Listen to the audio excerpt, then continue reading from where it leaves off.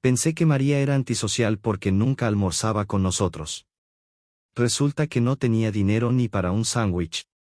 Lo que hice después cambió mi vida más que la suya. Esta es la historia de cómo un Tupperware de arroz se convirtió en la lección más importante sobre dignidad humana. Me llamo Andrés, tengo 26 años, trabajo en una empresa de marketing en Guadalajara, y esta historia no es sobre romance ni drama laboral, pero es la que más me ha enseñado sobre lo que realmente importa en la vida. Hace 8 meses llegó una compañera nueva a mi departamento.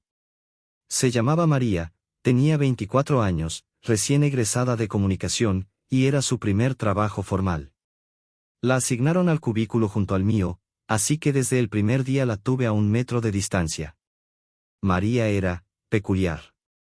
Era extremadamente trabajadora, siempre llegaba antes que todos, se quedaba hasta tarde, y tenía una capacidad de concentración que daba envidia. Pero socialmente era un fantasma. Buenos días, buenas tardes, y poco más. Cuando el equipo salía a almorzar, ella siempre decía, no, gracias, traje comida, o ya comí temprano. Al principio pensé que era tímida. Después, que era antisocial. Finalmente, que simplemente no le caíamos bien. Mi departamento era bastante unido. Íbamos a almorzar juntos todos los días a las 2:30 de la tarde. Siempre invitábamos a María, y siempre nos rechazaba con una sonrisa educada pero distante. María, ¿vienes al Vips con nosotros? No, gracias, ya tengo planes. ¿Quieres que te traigamos algo? Muy amable, pero no es necesario. Después de 3 meses, dejamos de invitarla. Pensamos que había sido clara, no quería socializar con nosotros. Pero había cosas que no cuadraban. María nunca comía en su escritorio. Nunca. Mientras nosotros calentábamos nuestros tuppers en el microondas o pedíamos comida, ella se quedaba trabajando. Cuando regresábamos del almuerzo, la encontrábamos exactamente igual que la habíamos dejado, concentrada en su computadora. ¿Ya almorzaste, María? Sí, gracias. Pero nunca veía evidencia de comida. No había platos, no había recipientes, no olía a nada. Y María, que había llegado con mejillas redondas y cara llenita, cada mes se veía más delgada. Empecé a observarla discretamente. María llegaba a las 7:30 de la mañana con un termo grande de café. Café negro, sin azúcar. Durante toda la mañana, solo tomaba café.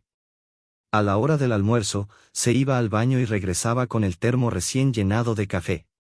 En la tarde, más café. Y así todos los días.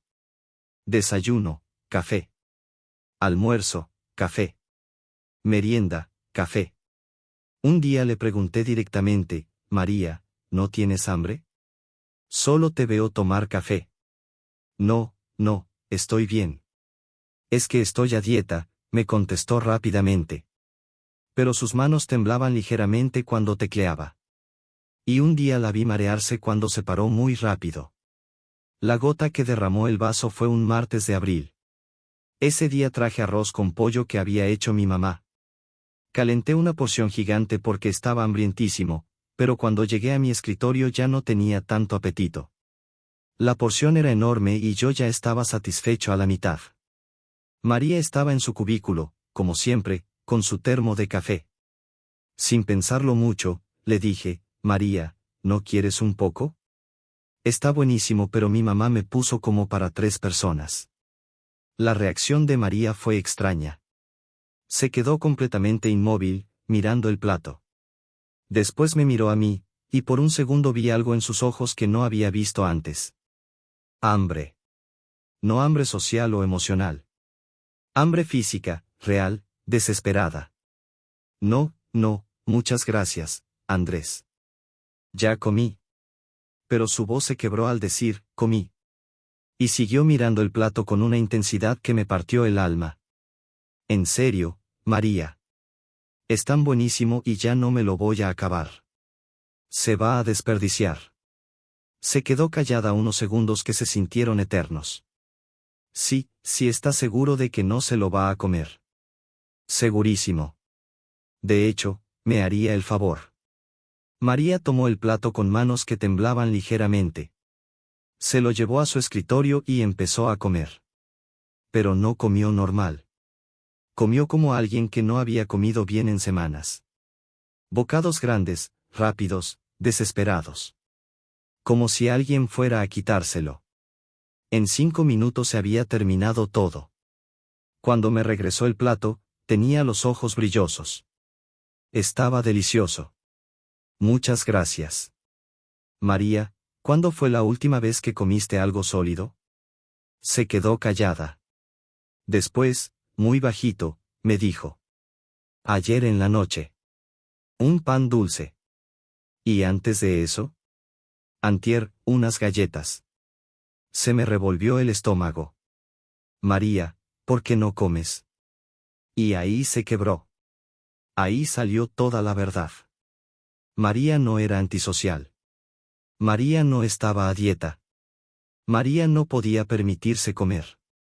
Me contó su historia entre lágrimas discretas, hablando bajito para que nadie más escuchara. Venía de un pueblo de Michoacán.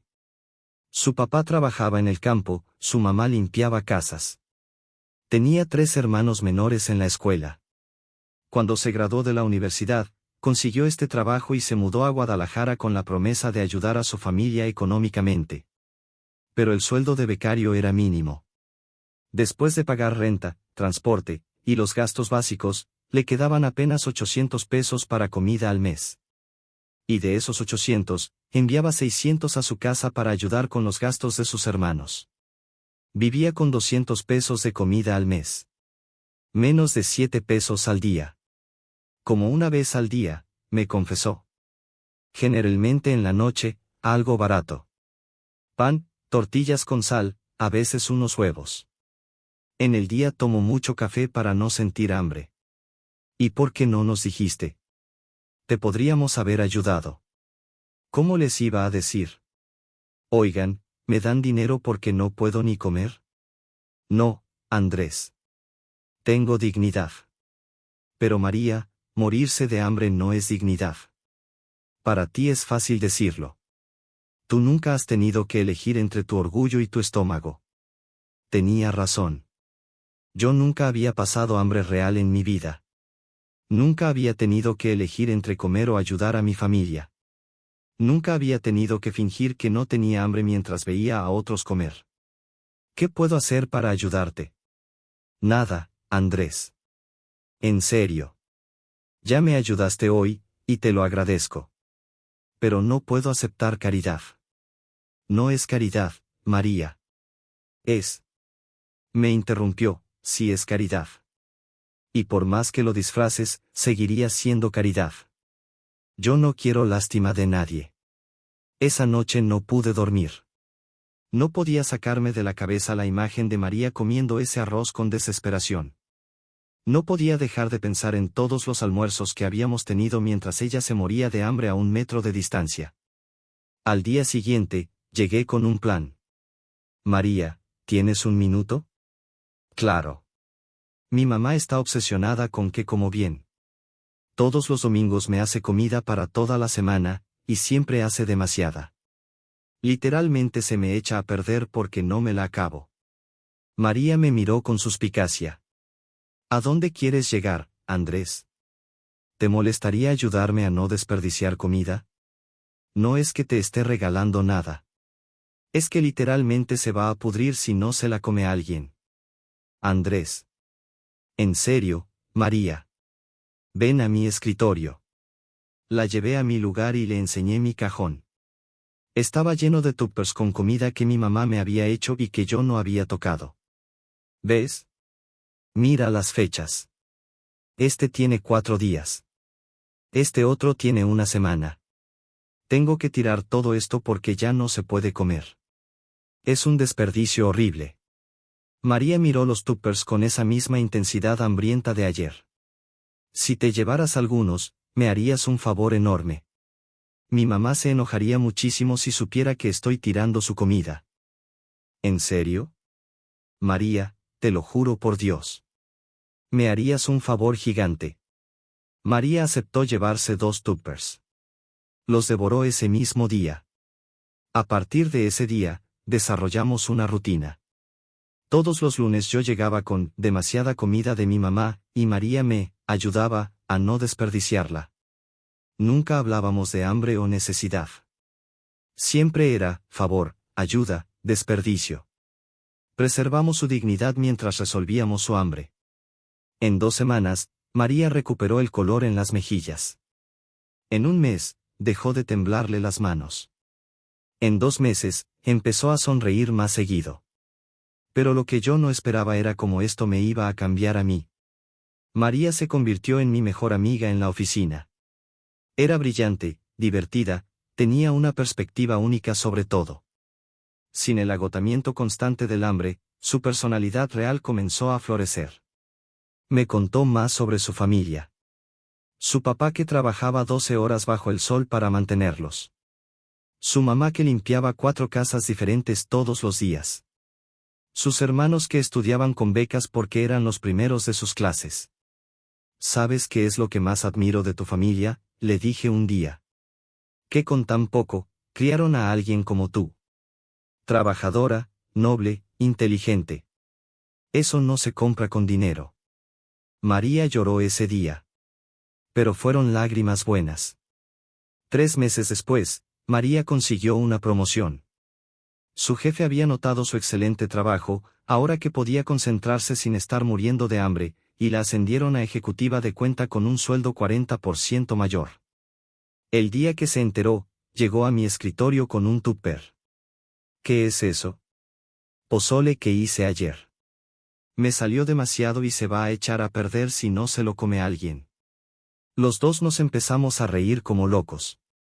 María, ¿me estás regresando el favor? No, Andrés. Te estoy regresando la dignidad. Porque nunca fue sobre la comida, ¿verdad?